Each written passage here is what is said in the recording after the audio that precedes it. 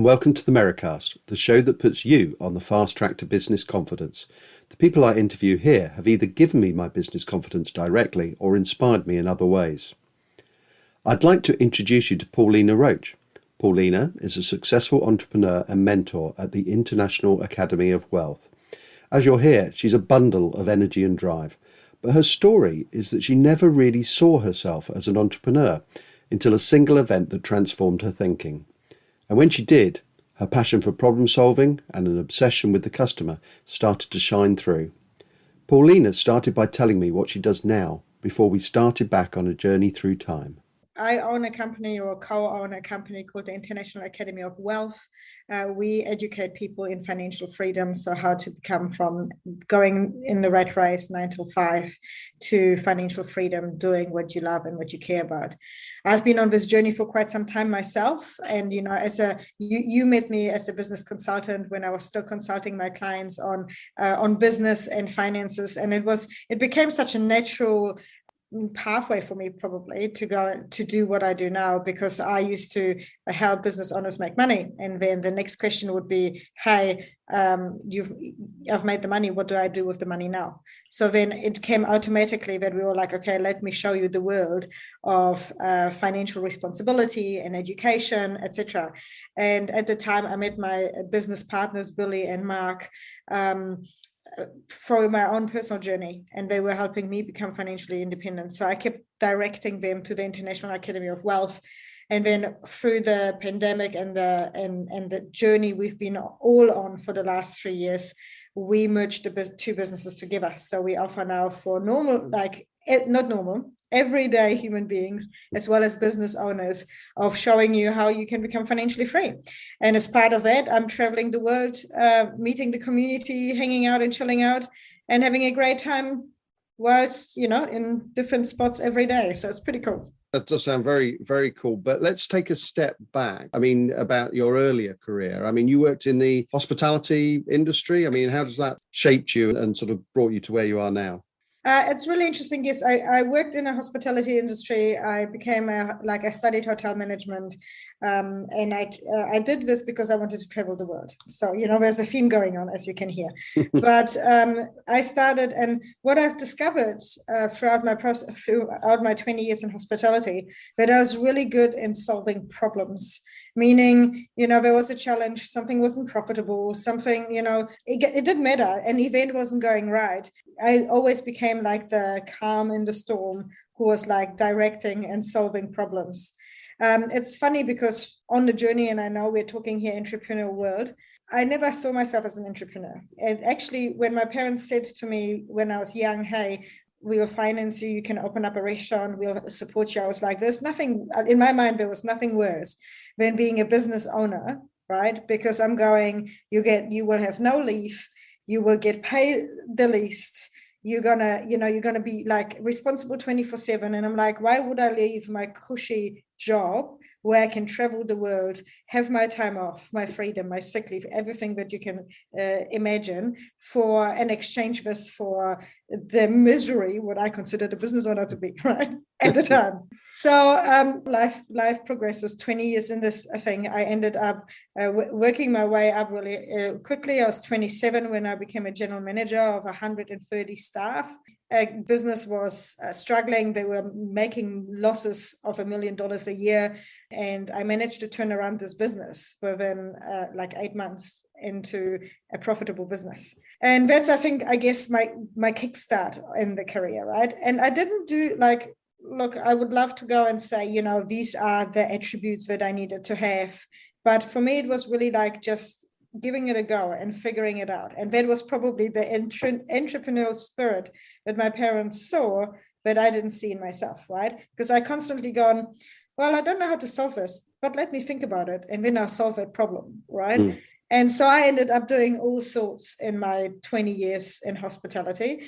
But yeah, because I got to the stage where I was known in the industry for solving problems, it only became after I met Roger that it became clear to me that why am I doing this for others and getting paid lousy when I could in hospitality, while I could actually consult and help businesses and go in, solve the problem, do what I love, and then get out.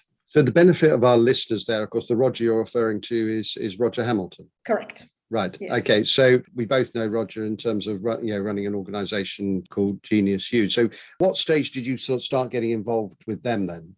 Look, that was it's not that long ago. It's about 5 years ago. My life's changed considerably in 5 years. I remember at the time we were not in a good place. And with we, I mean me and my husband. We owned a business. I worked full-time as a business manager. We were working the entrepreneurial nightmare of 100 hours a week, right? We had a personal coach. We actually went on the journey. We were like, we need a different mindset. We are stuck in what we're doing. We need someone to level us up. And our personal coach at the time, Dr. Benjamin Hardy, he challenged us to read a book and then pick a chapter in the book and live it for 30 days. Which was super impactful. The chapter that we picked was about changing environments. So say yes to things you would normally say no to. And while I was like, okay, 30 days, we're going to do this, I saw a Facebook ad pop up about this global entrepreneurial summit coming up in Auckland, right, at the time. And I'm like, well, that's not something I would go to. So we bought the tickets. We did the profile test, not knowing anything about it. And then off we went to Auckland for this 3-day conference, right? Look, from there, the journey was just such a roller coaster because I was like, for me, entrepreneurship was a dirty word. Like I said to you, I was like fighting it all my life. And then we walked into the room and within the first hour, I was like, oh my God, I'm an entrepreneur. Like it just hit me, right? And I was like, oh my God, what am I going to do with myself? So that was one of the struggles, but we literally, and then, it's a sales event. So, which we didn't realize at the time because we were naive and blind. So what do? We live by yes, we're going to say yes to all these things that we would normally say no to. And literally, without knowing anything about Roger or the community or anything else, within 24 hours of meeting him, I was a Crystal Circle member going, what the hell have I just done? So it's like, and then we went the same year. They obviously offered a trip to China and Japan. So at the same time, we went then and said, we have to say yes, right? We were saying yes to all these things and shaking our heads. And look, it's been so life-changing. So sometimes maybe that's one of the lessons. Sometimes you have to say yes to something you would normally say no to make your life change. There's the saying yesterday, and so it caught you just at the right time, this tidal wave roller coaster, whatever you want to call it, sort of suddenly hit you just at the moment where you were predisposed to saying yes for 30 days, which sounds like it stretched a lot longer than 30 days in the end. There was no going back. And that's, I think, that was the whole goal, right? When you start saying yes to 30 days, you open up yourself to opportunities that you would normally not open yourself up to. And so more opportunities come your way. The more you say, and I'm a big believer that you shouldn't say yes to everything. Like, it's a lesson learned. But sometimes if you want to shift where you are, what got you where you are right now is not going to get you to the next level. So you have to say yes to things that make you uncomfortable to get to the next step. So is it just like the way the lever is left, that you should say yes unless you can think of a good reason for saying no, rather than saying no unless you can think of a good reason for saying yes?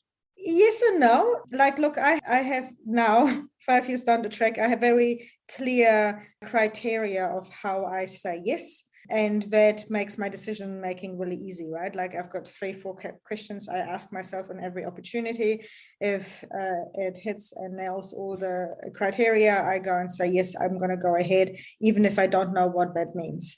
But you should definitely, as an entrepreneur, you have to have that mindset of, I'm going to figure it out. I'm going to have to reach out. I'm going to have to ask other people. Otherwise, you're just going to drown in what, I originally described, this miserable business owner who works 100 hours a week, not getting paid, right?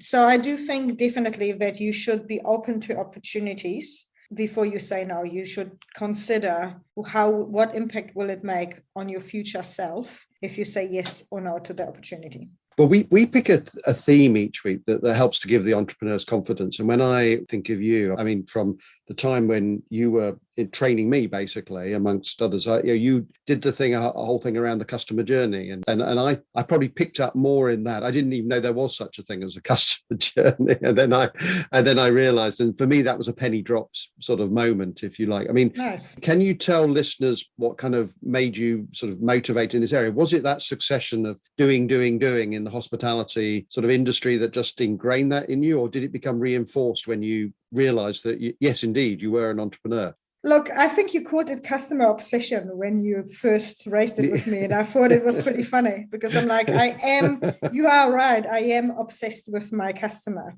I think I naturally always did this in hospitality. That's why I was so good at it. And everyone loved me because when you work in hospitality, especially in some countries, if you want to earn a wage, you have to look after your customer, because if they don't tip you, you're broke, right? Yeah. Your salary is not going to get you anywhere. And hospitality workers are always underpaid. So I guess the more attention you give to your customer, the more tip you get, right? Versus probably the simplest hospitality version of it. But obviously, in my journey when it evolved, for me, it's like every successful business will only survive if they are obsessed with their customer and the customer's problem. And I find so many entrepreneurs go and like, look, entrepreneurship normally starts with, I've had an experience, I've overcome it, so now I'm going to teach it. Rather than the corporate world where it's a different journey. But in our entrepreneurial journey, it's usually that. So we make the mistake to go and say, well, we've been our own customer. So if I love the product, everyone else will be in love with my product. But that's far, far from the truth. So even though your journey helps you connect with your customer and helps you, build trust and the experience that you want, it will not necessarily hit the point of their problem. So even though they might need the same solution, their problem might be different.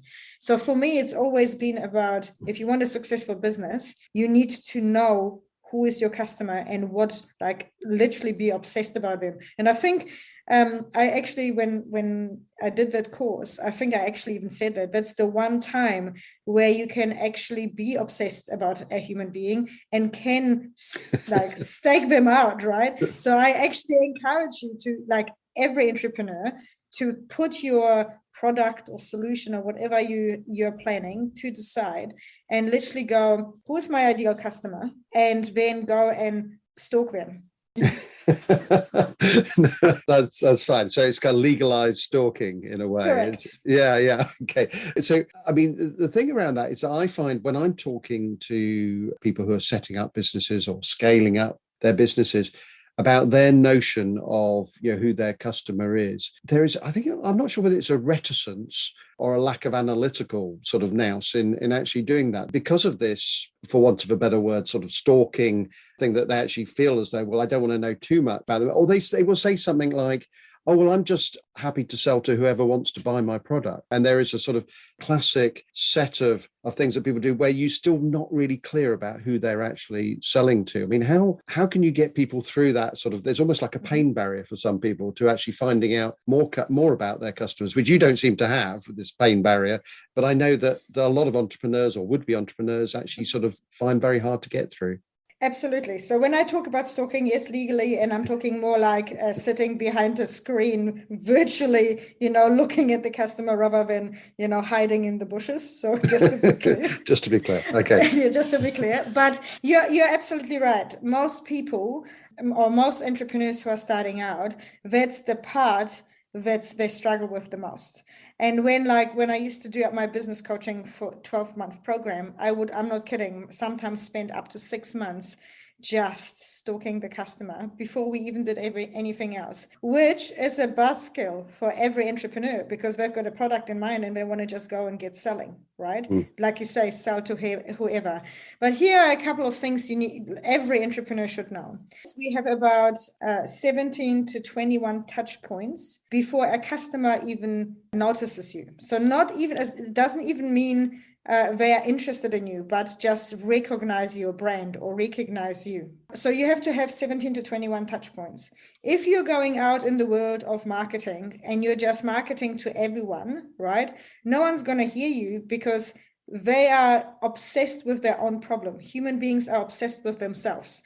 So if my problem is I am financially broke, Just to give you an example, I'm financially broke, I can't pay. And I go and talk to them about, hey, look at me, I'm traveling, I'm so wonderful. I'm doing all these things. They're not going to love me, they're going to hate me. While if I go and say, hey, I'm traveling, but 3 years ago I was broke, and this is the steps I've taken to overcome, people will be like, oh, I want to be like her. And that's because I understand that their problem right now, like we might think that financial freedom is the solution that they want, but they want that solution, but they are not focused on the solution. They are focused on their problem. So if you don't know their problem and you are not specifically talking to them, they won't even see you. And the best way to explain this is the yellow car. Have you ever thought, or a car, like if you bought a brand new car, you went for and gone, I want to buy a yellow car. And when you go driving, how many yellow cars do you see that you haven't seen ever before? It feels like every person has a yellow car, right? Because that's where you're drawing your attention. So as a good entrepreneur, you need to know what attention you want to grab and then communicate towards this. And you can only do this if you understand your customer. So yes, I call it party pooper adventure, because instead of going out there selling and being like, I'm going to sell to everyone, you need to take a step back and research your customer. The other thing I do want to say quickly is, if you have got to a stage where you're going, okay, I can't get any further, I'm done, I want to sell. The way I started originally is that I went and said, okay, I can solve that problem, I can solve that problem, I can solve that problem. I've done 500 different things at the same time. And then as I was doing the things and as I sold my products, I literally went, is that what I want to do for the next 5 years? And if it was, so it was a point of elimination, right? I went and said, okay, no, I don't want to do this. Even though I know I can do this, it's not my ideal customer. It's not my ideal problem to solve. Until I got to a problem where I'm like, I love this. I'm in love with this problem and I want to solve it over and over and over again. And this is where I am now. Did you find that difficult, though? Was there a moment at which you kind of made that realization? Because a lot of people reach another block where they are frightened to turn down the work because they think that, they don't know whether other work is going to come along. Did you personally have a moment where you're thinking, oh, I know I can do it and I know I don't want to do it, but I'll still do it because I don't know what's happening in about 6 months' time? Honestly, every time I get an opportunity, I have at the moment. Like I live a financially free life. I travel the world. Every time an opportunity comes my way, I have that wobble of, this is not my ideal work, but hey, it's more cash that I can do something with. And when you start out, this is even more extreme because you are worried about your financial situation, right? While when you're growing your business, you will find that you have less worries and then these wobbles will be less. But my tip or my recommendation would be, find yourself a contract, or like your biggest goal should be to meet your needs. So if you know what your financial number is, say for example, you want $5,000 a month, I'm just throwing out examples, find yourself a contract or contracts, or products you're selling to that, so you know you have a stable income, and then be picky from there. And then you go, okay, now I'm being more picky. I've got contracts that are a lot more awesome, greater. Then you drop the ones that are not your ideal. Yeah, because the number one thing you need to protect is your financials, in the sense that you want to live, right? You want to have food on the table. You want to be able to sleep somewhere. So if you are worried about your financial situation, you will have so many blocks of stopping and doing something else. So find yourself that place, and then from there start being picky and choosy of what you want to do. Eventually it will flip. So it sounds like, you developed a sort of strategy for when those kind of feelings of, oh my God, what if I turned down this piece of work came along? You developed a sort of a strategy of changing that sort of understandable feeling into a sort of more rational set of thoughts or strategy. And then you took the action as appropriate, whether you took the work or you didn't take the work. Yeah, funny you say that. So I actually posted about this the other day on Facebook. I always teach my business clients or anyone I work with of get clear of your worst case scenario. And what I mean by this is, when you are in a happy place, your worst case and you go, okay, I was about to lose everything today without the emotional attachment, what you will have is a scenario that is realistic. So instead of living under the bridge, you'll be living with the parents. Instead of going, I'm going to be without money, you're going to be going, okay, I'm going to fall back. For me, it was a waitress, right? So my worst case scenario was always, I'm going to buy myself a plane ticket back to Germany, which is where my parents live. I'm going to become a waitress and live with my parents. That's my worst case scenario. And if I can't afford the plane ticket, I'm pretty sure my parents will be more than happy if I announce that I'm coming back. So I always knew my worst case scenario is coming back to Germany, living with the parents, being a waitress. That took me through 25 years of my career, that thought. Now, it's not that scary so next time I make a financial decision and I go, okay, am I going to take the $1,000? Am I going to take the $5,000? Am I going to sell the product I don't want to? I go, do I really need to do this if I say no and I don't get paid in 6 months' time? Worst case scenario is I fly to Germany, become a waitress, live with my parents. 6 months later, I'll be back in New Zealand. That's literally how simple my decision-making process or strategy is. So if you're clear on your worst-case scenario, unemotionally, you will find that it's much easier to make these financial decisions. Now, the key is you want to map out your worst-case scenario while you are not in a financial hardship and emotionally blinded by what happens. Because what happens is our brain creates the drama that doesn't exist. While we know worst case scenarios, going to Germany, living with the parents, being a waitress. If I'm broke, I'm also going, I can't afford the tickets. I'm going to sleep under the bridge. I'm going to lose all my friends. And your worst case scenario becomes 50 times worse, right? Because your brain is snowballing. So that's the key to the worst case scenario. So you kind of tame that sort of spread of anxiety by just sticking very rationally in good moments to that sort of very simple scenario, which, as you said, has sort of kept you going for quite a while through a number of difficult challenges. Are there any things that you find really difficult in sort of building and maintaining your business still? And how are you trying to overcome them? Or are there things that you sort of feel like, at last, I've now mastered that, and this is how I did it? A little bit of both. I think the biggest challenge every business will have from today or from the last few years onwards is marketing, because with social media and our way of how we consume, our consumer behavior is changing on a daily basis. It's no longer, you might go and yesterday you had a successful webinar and you can't replicate it because your consumers' behavior has changed with everything that is happening. So I think the biggest challenge for every business is marketing.